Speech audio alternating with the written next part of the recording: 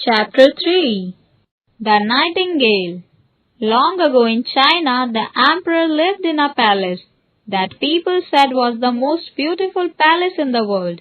The whole building was made of the most expensive porcelain. Now porcelain, as you know, is the thin delicate glass that can break very easily. All the people who lived and worked there had to be careful while walking, cleaning and cooking. Even the visitors were warned about the delicate nature of the palace, and were told to be cautious not to damage the palace in any way, as even a little bit damage could make the emperor extremely angry. The garden surrounding the palace was not only the loveliest of the garden, it was also so large that even the gardeners did not know where it ended. However, some travelers who had gone beyond the garden came back and reported that the garden eventually became a huge forest that extended down to the seashore. They also spoke of a nightingale that sat in the branches of a tree and sang beautifully. The poor and tired fishermen would stop their work to listen to the enchanting notes that came out of the throat of the nightingale. Many travelers from round the globe came to see the grand porcelain palace and the wonderful garden, but when they heard the song of the nightingale, they all agreed that best thing about the palace and its vast grounds was the melodious song of the nightingale. "Oh, what a beautiful voice!" they cried out in amazement. When they got back home, they could not forget the song of the nightingale that lived in the forest that sloped down to the sea.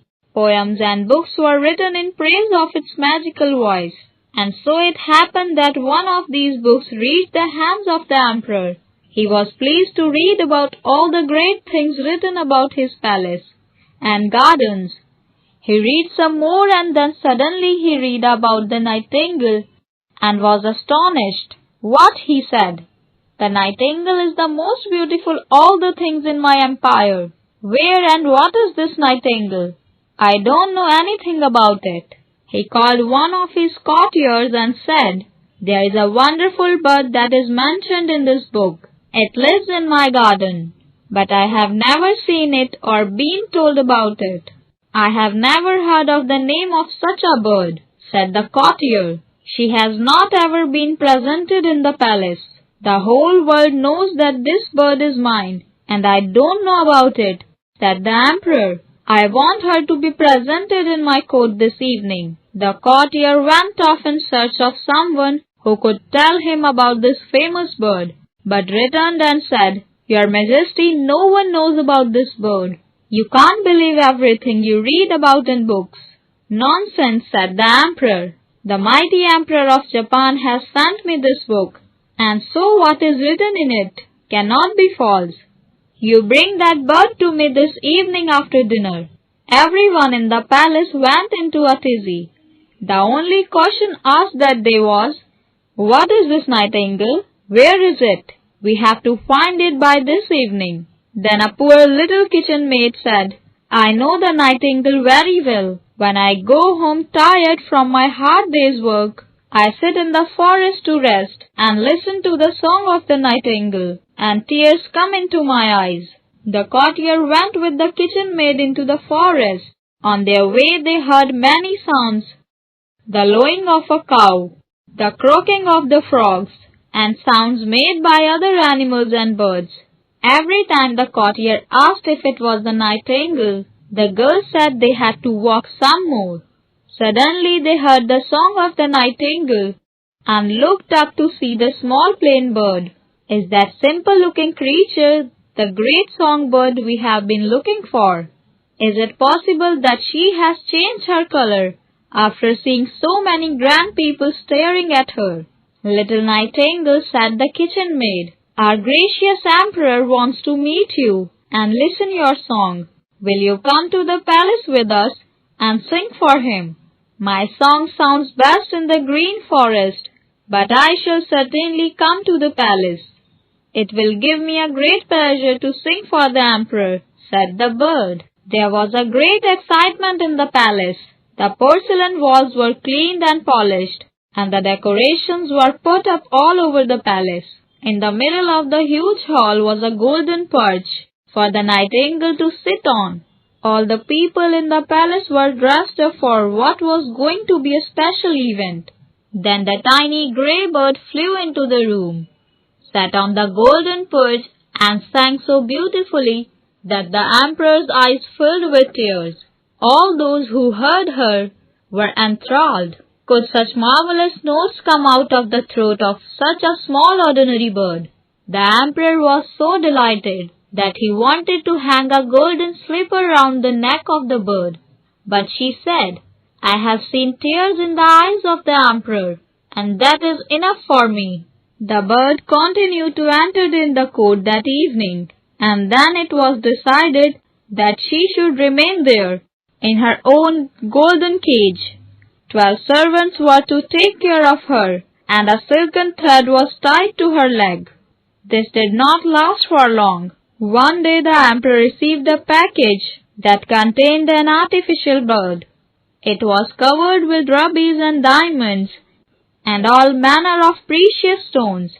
All who saw it said, "How pretty this bird is." When it was wound up, it even sang like the real nightingale. The emperor was pleased. "Now both the birds shall sing together, and we shall hear a duet." The birds did sing, but it didn't work well for the artificial birds, and only one type of song, and the nightingale sang in her own natural way. The nightingale then kept quiet, and the artificial bird kept getting wound up, and sang the same songs over and over again, till the emperor said, "Give the nightingale a chance to sing also." But where was she? She had quietly flown back to her home in the green forest. "What an ungrateful bird!" exclaimed the people. "Anyway, this artificial bird is much prettier, and can sing as well." In this manner a year passed, and soon the emperor and all his people knew the songs of the artificial bird, and loved them. Only the poor fishermen knew that they were wrong, and no artificial bird could sing as well as their little nightingale. All good things must come to an end, and so it was with the artificial bird as well.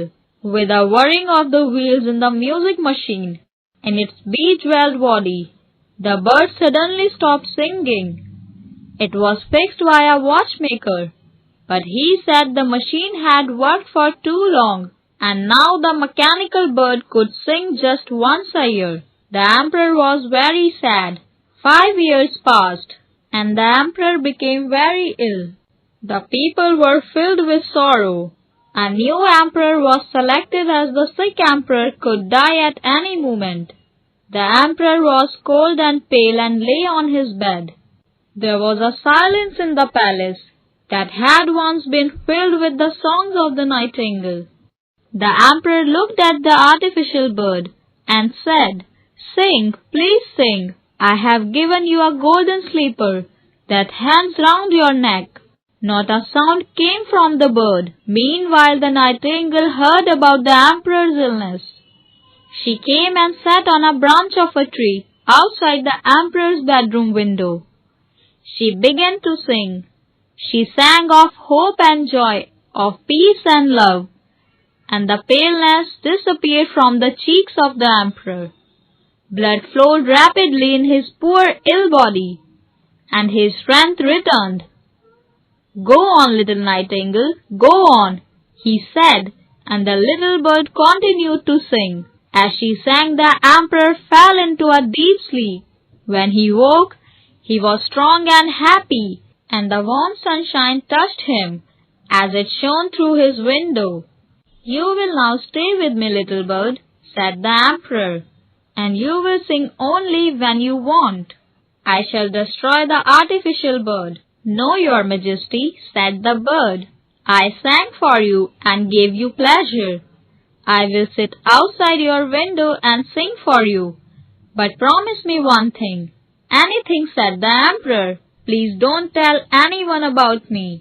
I shall sing for you and fill you with joy. I shall fly away to the fishermen and the poor who are tired and sad, and will sing for them to make them happy."